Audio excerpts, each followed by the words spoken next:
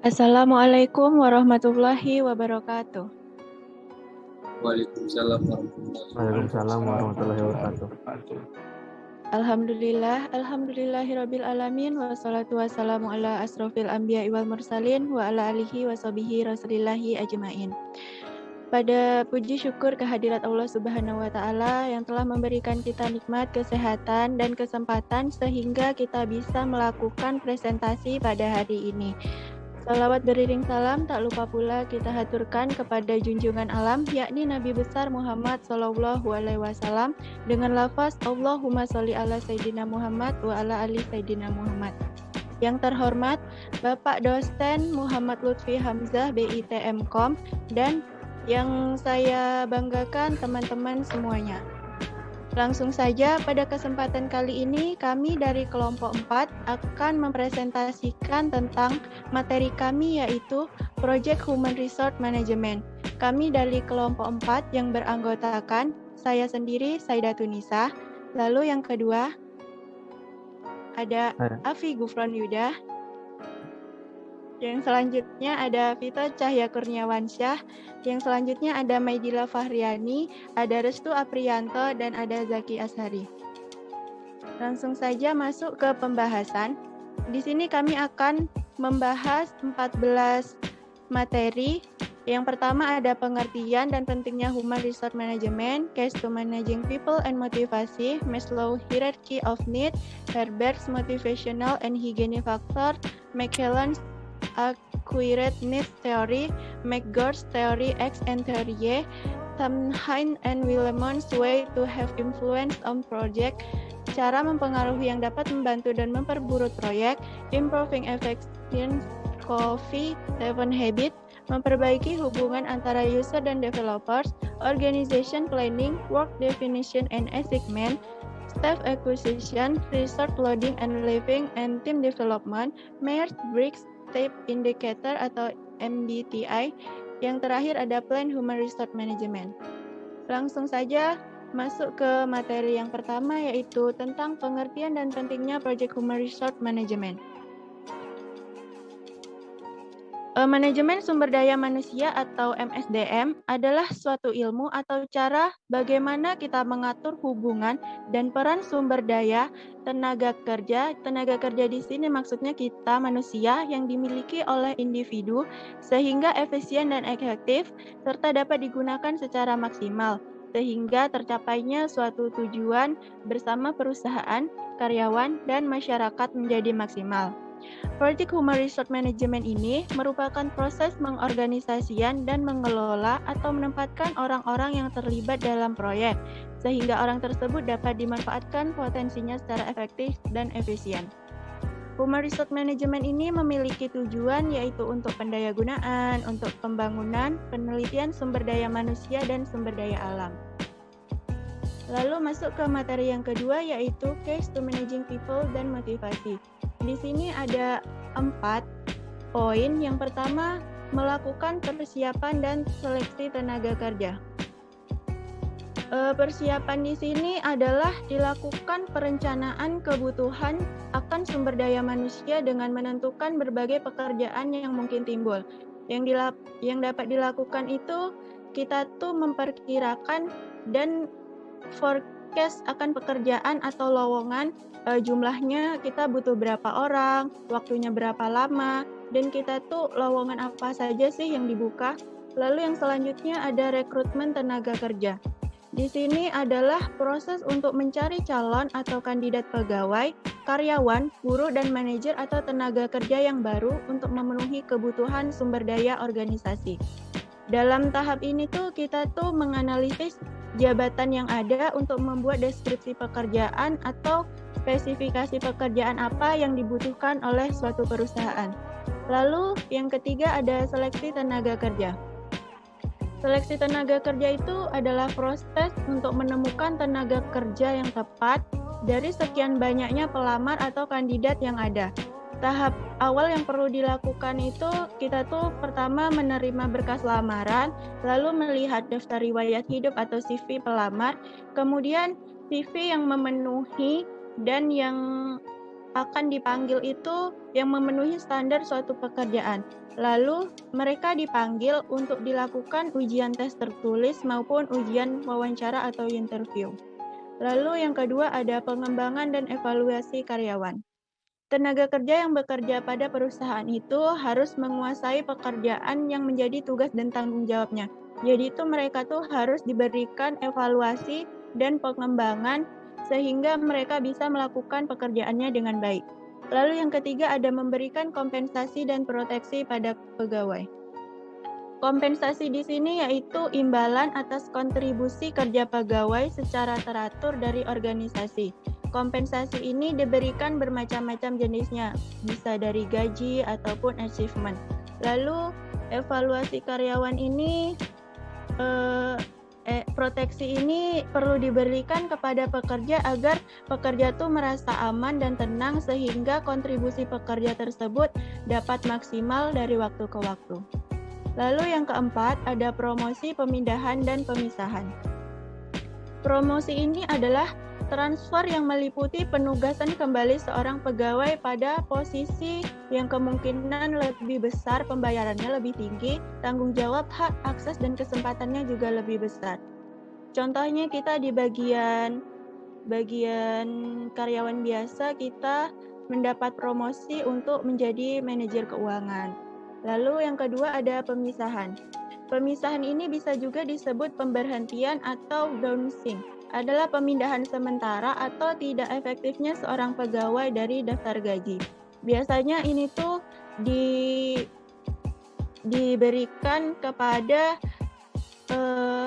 pekerja untuk mengurangi kelebihan beban biaya oleh perusahaan dan permasalahan keuangan perusahaan. Lalu ada terminasi. Adalah tindakan manajemen berupa pemisahan pegawai dari organisasi karena pegawai tersebut telah melanggar peraturan organisasi dan tidak melakukan kinerja yang cukup. Lalu ada pemberhentian sukarela. Ini tuh maksudnya pemisahan pegawai dari organisasi atas inisiatif organisasi atau kemauan dari pegawai itu sendiri. Yang selanjutnya yaitu ada pengunduran diri. Pengunduran diri adalah pegawai yang telah menyelesaikan masa kerja maksimalnya dari organisasi atau umumnya dikenal dengan istilah pensiun. Materi yang selanjutnya akan dijelaskan oleh Zaki Ashari. Kepada Zaki dipersilahkan. Baiklah, materi selanjutnya yaitu Maslow Hierarchy of Need. Ini merupakan salah satu teori kebutuhan yang terkenal milik Abraham Maslow. Ia membuat hipotesis bahwa dalam setiap diri manusia terdapat hierarki dari 5 kebutuhan, yaitu fisiologi, yaitu rasa lapar, haus, kebutuhan fisik lainnya, kemudian rasa aman, yang terdiri dari rasa ingin dilindungi, dari daya dan emosional, kemudian sosial, yaitu rasa kasih sayang, kepemilikan, penerimaan, dan persahabatan. Selanjutnya penghargaan, yaitu faktor penghargaan internal dan eksternal, dan aktualisasi diri, yang terdiri dari pertumbuhan pencapaian posisi seseorang dan pemenuhan diri sendiri. Maslow memisahkan 5 kebutuhan ini ke dalam urutan-urutan, di mana kebutuhan fisiologi dan rasa aman dideskripsikan sebagai kebutuhan tingkat bawah, sedangkan kebutuhan sosial, penghargaan, dan aktualisasi diri sebagai kebutuhan tingkat atas. Perbedaan antara kedua tingkat tersebut adalah dasar pemikiran bahwa kebutuhan tingkat atas dapat dipenuhi secara internal, sementara kebutuhan tingkat rendah dapat dipenuhi secara dominan secara eksternal. Selanjutnya,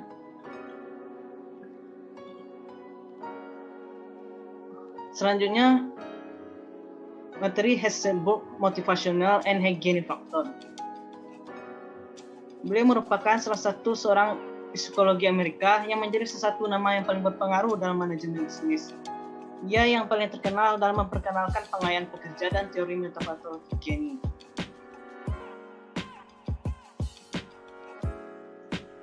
Menurut beliau, kehadiran faktor motivator akan menyebabkan karyawan bekerja lebih keras. Faktor motivator ini dapat ditemukan dalam pekerjaan itu sendiri, contohnya seperti prestasi kerja, pengakuan, sifat pekerjaan itu sendiri, tanggung jawab, dan peluang untuk pertumbuhan. Menurut Heisenberg, ketidakhadiran faktor motivator ini tidak akan mengakibatkan ketidakpuasan kerja yang berarti, namun adanya faktor motivator akan memberikan kepuasan yang tinggi bagi karyawan. Selanjutnya faktor higiene. Tidak adanya faktor higien akan menyebabkan karyawan bekerja kurang keras. Ketidakhadiran faktor higien ini juga akan menyebabkan ketidakpuasan bagi pekerjanya. Contoh faktor higiene diantaranya seperti kebijakan perusahaan, pengawasan, gaji, kondisi kerja, keselamatan, dan kesehatan tempat kerja. Hubungan dengan kolega, tempat kerja fisik, serta hubungan antar atasan dan bawahan. Namun adanya faktor higien tidak banyak berpengaruh terhadap kepuasan kerja bagi karyawan. Faktor higien ini pada dasarnya tidak ada pekerjaan itu sendiri, tetapi ada pada sekitar pekerjaan tersebut. Faktor ini sering diterjemahkan ke dalam bahasa Indonesia menjadi faktor kesehatan atau faktor higienis. Selanjutnya MC Clement Accurate Need of Theory. David Clement mengusulkan bahwa kebutuhan khusus individu diperoleh dari waktu ke waktu dan dibentuk oleh pengalaman hidup seseorang. Sebagian besar kebutuhan ini dapat digolongkan sebagai prestasi, afiliasi, dan kekuasaan. Di mana prestasi, yaitu individu dengan kebutuhan akan pencapaian atau prestasi tinggi ini sangat termotivasi oleh pekerjaan yang menantang dan bersaing. Mereka mencari peluang promosi dan pekerjaan dan memiliki keinginan kuat untuk mendapatkan umpan balik atas pencapaian mereka. Mereka akan berusaha mendapatkan kepuasan dalam melakukan hal-hal dengan lebih baik. Pencapaian atau prestasi tinggi akan berkaitan langsung dengan kinerja tinggi. Individu yang berkinerja lebih baik dan di atas rata-rata sangat termotivasi. Orang-orang ini dapat memikul tanggung jawab untuk menyelesaikan masalah di tempat kerja. Selanjutnya, afiliasi. Kebutuhan untuk berafiliasi adalah dorongan seseorang untuk memiliki hubungan interpersonal dan sosial dengan orang lain atau sekelompok orang tertentu. Mereka berusaha untuk bekerja dalam kelompok dan menciptakan hubungan yang ramah dan memiliki keinginan yang kuat untuk disukai oleh orang lain. Orang-orang ini cenderung suka berkolaborasi dengan orang lain dan bersaing dan biasanya akan menghindari situasi yang berisiko tinggi atau menghindari situasi yang penuh dengan ketidakpastian. Dan terakhir, kekuasaan. Kebutuhan kekuasaan adalah keinginan dalam diri seseorang untuk memegang kendali dan wewenang atas orang lain dan memengaruhi serta mengubah keputusan sesuai dengan kebutuhan atau keinginannya sendiri. Individu tersebut akan termotivasi oleh kebutuhan akan reputasi dan harga diri. Individu yang memiliki kekuasaan dan otoritas yang lebih besar akan melakukan lebih baik daripada mereka yang memiliki kekuasaan kecil. Sekian materi saya, selanjutnya kembali ke moderator. Baiklah, materi yang selanjutnya akan dijelaskan oleh Afi Gufron Yuda. Kepada Afi, dipersilahkan. Baik, selanjutnya teori McGregor, teori X dan teori Y.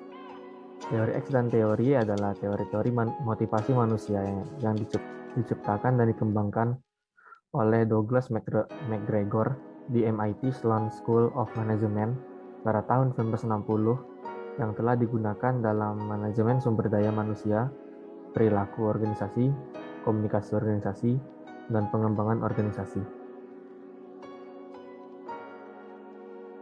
Next. Lalu di sini ada cara-cara untuk menginfluence orang di dalam suatu proyek. Ini teori yang telah dikembangkan oleh Tom Hine dan Will Lemon. Di sini ada 9 poin. Yang pertama, authority, yaitu hak hierarki sah untuk masalah perintah. 2. Tugas kemampuan manajer proyek dianggap untuk mempengaruhi tugas seorang pekerja. 3. Kemampuan manajer proyek untuk otorisasi penggunaan lain dana dan diskresionari. 4. Kemampuan untuk meningkatkan posisi pekerja. 5. Kemampuan untuk kenaikan gaji pekerja. 6. Kemampuan manajer proyek menyebabkan hukuman. 7. Kemampuan untuk menetapkan pekerjaan yang mengkapitalisasi pada kenikmatan seorang pekerja dalam melakukan tugas tertentu. 8. Manajer proyek menganggap pengetahuan khusus orang lain dianggap penting. 9. Kemampuan untuk membangun hubungan pribadi yang ramah antara manajer proyek. Sekian materi saya kembalikan ke moderator. Kita masuk ke materi yang selanjutnya akan dijelaskan oleh Maidila Fahriani. Kepada Maidila dipersilahkan. Baiklah, selanjutnya yaitu materi ke-8. Materi ke-8 ini yaitu tentang cara mempengaruhi yang dapat membantu dan memperburuk proyek. Cara mempengaruhi yang dapat membantu proyek yaitu 1. Proyek lebih mungkin untuk berhasil ketika manajer proyek mempengaruhi orang menggunakan keahlian dan tantangan pekerjaan. Maksudnya di sini, seorang manajer proyek tidak hanya menyuruh bawahannya dengan bahasa perintah saja, tetapi juga harus menggunakan keahlian yang dia miliki. Yang kedua yaitu cara memperburuk proyek, cara yang dapat memperburuk proyek. Proyek lebih mungkin untuk gagal ketika manajer proyek terlalu bergantung pada kewenangan, uang, dan hukuman. Next. Improving Effectiveness COFES 7 Habits. 7 kebiasaan COFES untuk meningkatkan efektivitas proyek. 1. Jadilah proaktif. Jadilah proaktif maksudnya di sini adalah mengambil inisiatif dalam berpikir sebelum membuat pilihan menurut nilai mampu mengendalikan hidupnya sendiri. 2. Mulailah dengan akhir dalam pikiran. Mulai dengan akhir dalam pikiran berarti membentuk gambaran yang jelas tentang apa tujuan hidup kita, menentukan apa nilai-nilai hidup kita, dan menentukan sasaran-sasaran yang ingin kita capai. Berarti kita harus berpikir tentang hari esok dan menentukan arah hidup agar setiap langkah yang kita ambil senantiasa berada pada jalur yang benar. 3. Masukkan hal pertama yang pertama.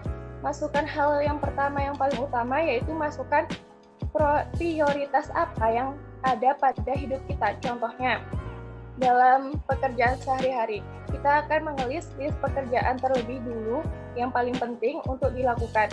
Itu yang akan dilakukan setiap minggunya. 4. Pikirkan menang atau menang.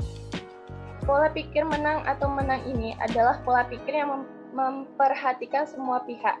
Tidak hanya berpikir terhadap satu sisi ego, tapi menenangkan banyak ego. Kerangka pikir menang-menang adalah kerangka pikiran dan hati yang terus-menerus mencari keuntungan bersama dalam semua interaksi manusia. 5. Carilah pertama untuk memahami, maka harus dipahami.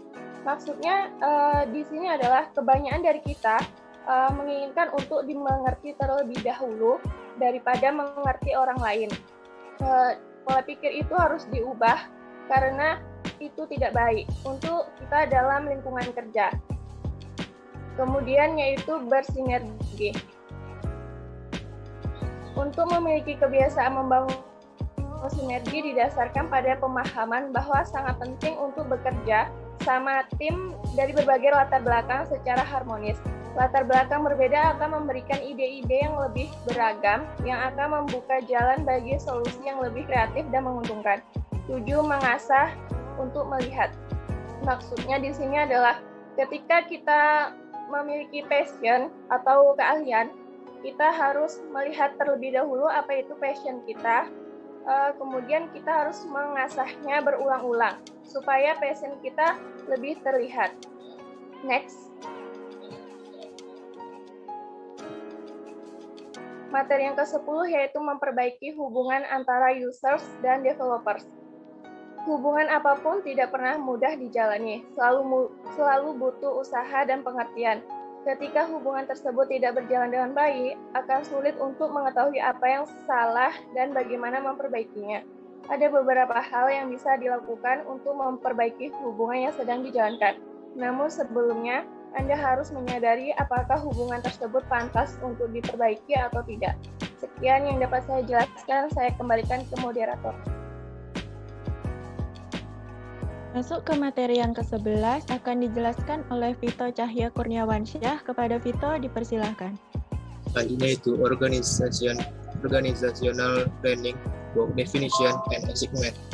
Melibatkan identifikasi dan dokumentasi peran proyek, tanggung jawab, dan pelaporan hubungan. Di sini meliputi output yaitu pertama, bagan organisasi proyek. Yang kedua, rencana manajemen staffing. Yang ketiga, matriks tugas tanggung jawab. Yang keempat, resource dan histogram. Selanjutnya itu staff acquisitions, resource loading and leveling, and team development. Itu pertama, mendapatkan orang yang memenuhi syarat untuk tim sangat penting dalam suatu proyek. Yang kedua, manajer proyek adalah orang cerdas di tim atau seorang yang memegang peran penting dalam sebuah proyek. untuk melakukan perencanaan, pelaksanaan, pengawasan, dan kontrol di suatu proyek. Yang ketiga itu rencana staffing dan prosedur perekrutan yang baik sangat penting seperti insentif untuk merekrut dan retensi. Di sini staffing merupakan salah satu fungsi manajemen berupa penyusunan personalia pada suatu organisasi. Yaitu selanjutnya itu intensif sendiri lebih ke arah motivasi bagi karyawan untuk mampu meningkatkan performanya dalam kerja. Retensi sendiri yaitu jumlah termin atau progress healing yang belum dibayarkan atau ditahan hingga pemenuhan kondisi yang ditentukan dalam kontrak untuk pembayaran jumlah tersebut. Selanjutnya itu saya kembalikan ke moderator. Untuk materi yang selanjutnya akan dijelaskan oleh Restu Aprianto. Kepada Restu dipersilakan. Selanjutnya 13 Myers-Briggs Type Indicator atau MBTI. Myers-Briggs Type Indicator adalah tes kepribadian menggunakan 4 karakteristik dan mengklasifikasikan individu ke dalam salah satu dari 16 kepribadian. Yang pertama yaitu extrovert versus introvert, yang kedua sensing versus intuition, yang ketiga thinking versus feeling, yang keempat judging versus perceiving. Next.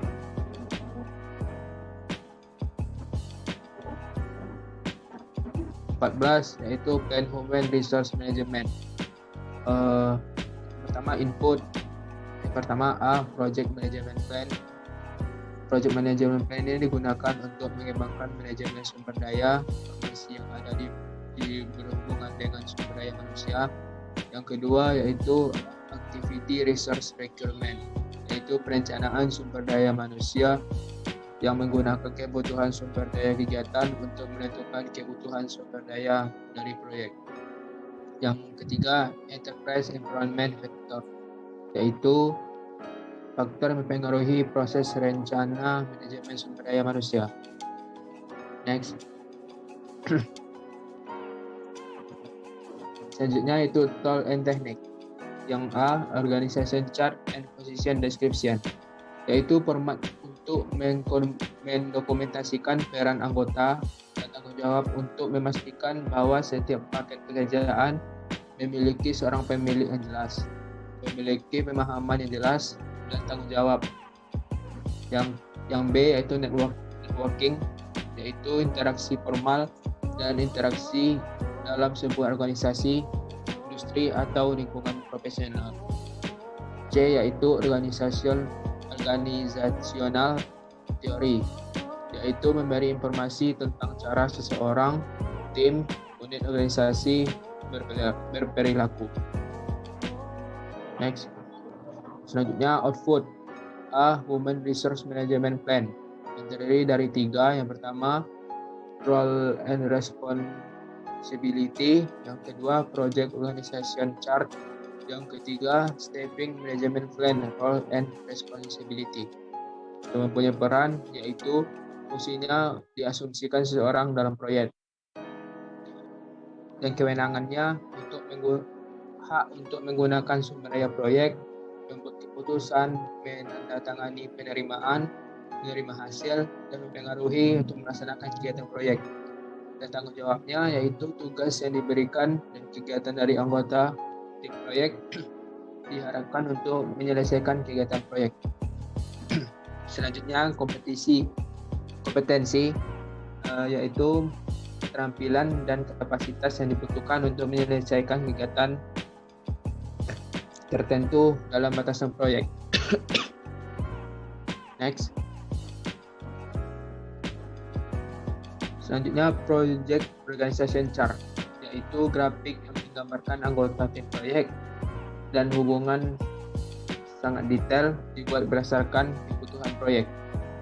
Yang kelima, selanjutnya Staffing Management Plan, yaitu komponen yang menjelaskan kapan dan bagaimana anggota tim proyek dibutuhkan dan berapa lama mereka dibutuhkan. Selanjutnya informasi yang meliputi yang pertama staff requisition, Yang kedua, resource calendar. Ketiga, staff release plan. Yang keempat, training needs. Yang kelima, recognition and rewards. Yang keenam, compliance. Yang ketujuh, safety.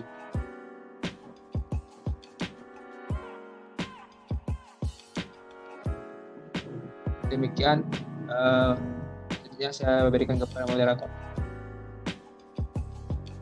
Jadi kesimpulan dari materi Human Resource Management ini yaitu Project Human Resource Management adalah suatu ilmu atau cara bagaimana mengatur hubungan dan peranan tenaga kerja yang dimiliki oleh individu secara efektif dan dapat digunakan secara maksimal sehingga bisa tercapai suatu tujuan yang diinginkan oleh organisasi. Sumber daya atau manajemen yang dimiliki oleh perusahaan itu dapat dikategorikan atas 6 tipe. Yang pertama ada man atau manusia, yang kedua money atau financial, yang ketiga ada material atau fisik, yang keempat ada machine atau teknologi, yang kelima ada method atau metode, dan yang terakhir ada market atau pasar. Jadi di Project Human Resource Management ini ada 14 poin pembahasan yang sudah kami jelaskan tadi. Mungkin itu saja yang dapat kami jelaskan. Apabila ada kesalahan dan kekurangan, kami mohon dimaafkan. Sebelum kami akhiri presentasi pada hari ini, saya ingin menyampaikan sebuah pantun. Menggoreng ikan dicampur bakmi, digoreng terpisah, jangan sekaligus. Cukup sekian presentasi kami, semoga dapat nilai yang bagus. Kami akhiri. Wabillahi taufiq wal hidayah. Wassalamualaikum warahmatullahi wabarakatuh. Waalaikumsalam warahmatullahi wabarakatuh. Waalaikumsalam warahmatullahi wabarakatuh.